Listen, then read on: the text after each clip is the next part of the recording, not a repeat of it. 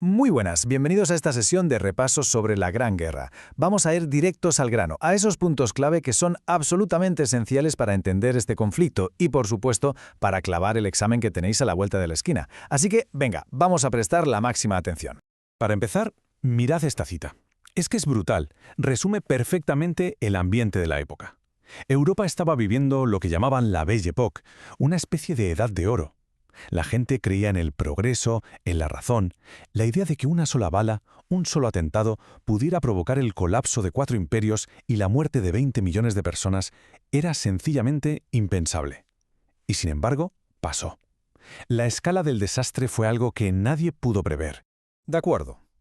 Entremos de lleno en la primera lección, que es fundamental. Para hacer un buen análisis del inicio de la guerra, no nos podemos quedar en la superficie, en el evento que lo desencadenó todo. Tenemos que ir mucho más profundo. Y aquí está el kit de la cuestión, la idea que tenéis que tener clarísima.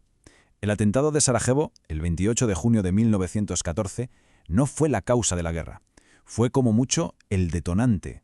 Fue, por así decirlo, la cerilla que alguien tiró en un lugar que llevaba décadas llenándose de material inflamable. Entender la diferencia entre la chispa y el combustible es crucial. Los historiadores usan una metáfora que es perfecta: el polvorín europeo.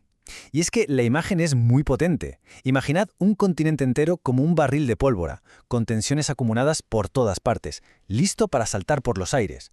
La pregunta en aquel momento no era si habría una gran guerra, sino más bien cuándo y por qué estúpida razón iba a empezar. Vale, ¿y de qué estaba hecho ese polvorín? Pues básicamente de estos 4 ingredientes. Primero, el imperialismo. Las grandes potencias, como Reino Unido, Francia o Alemania, estaban en una competición feroz por ver quién conseguía más colonias, más recursos. Segundo, el nacionalismo, una fuerza de doble filo. Por un lado, animaba a pueblos como los serbios a querer independizarse de los viejos imperios. Por otro, alimentaba el orgullo herido y el revanchismo, sobre todo el de Francia contra Alemania. Tercero, las alianzas militares. Europa se había dividido en 2 equipos, 2 bloques que se miraban con recelo. Cualquier problema con uno era un problema con todos sus amigos. Y por último, la carrera armamentista. Décadas invirtiendo millonadas en ejércitos y armas, preparando a todo el mundo para una guerra que creían que sería breve y gloriosa. ¡Qué equivocados estaban! Muy bien, saltamos ahora a la segunda gran lección. La guerra, como sabéis, se quedó estancada durante años en el barro de las trincheras, en un empate técnico horrible. Pero hubo un solo año que lo cambió absolutamente todo, y ese año fue 1917. Es el verdadero punto de inflexión. La pregunta que hay que hacerse es esta. ¿Cómo es posible que 2 sucesos que ocurren a miles de kilómetros de distancia, uno en Rusia y otro en el Atlántico, le den la vuelta a la tortilla de esta manera? No fue una batalla decisiva, no.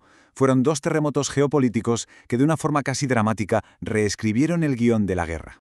Y este cuadro lo explica a la perfección. Fijaos, por un lado, la Revolución Rusa. Para los aliados es un desastre total. El zar cae, los bolcheviques toman el poder y lo primero que hacen es firmar la paz con Alemania.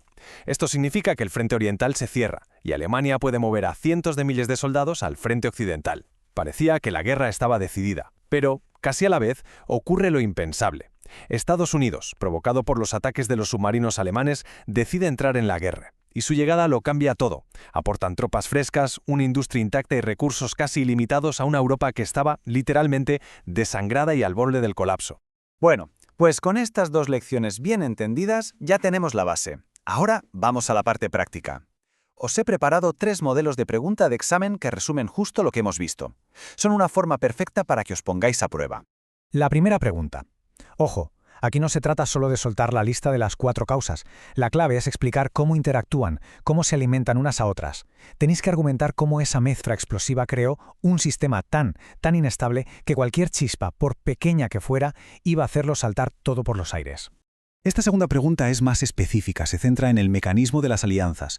Se trata de analizar el efecto dominó, es decir, cómo un conflicto que empieza siendo muy local, entre Austria-Hungría y Serbia, acaba arrastrando en cuestión de semanas a Alemania, a Rusia, a Francia y a Gran Bretaña a una guerra total.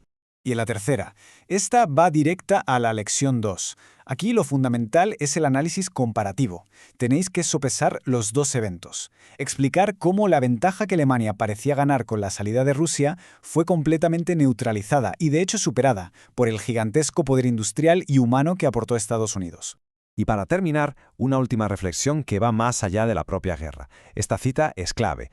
La Gran Guerra no solucionó nada. De hecho, el Tratado de Versalles, con esas condiciones tan durísimas y humillantes para Alemania, lo único que hizo fue generar un resentimiento brutal.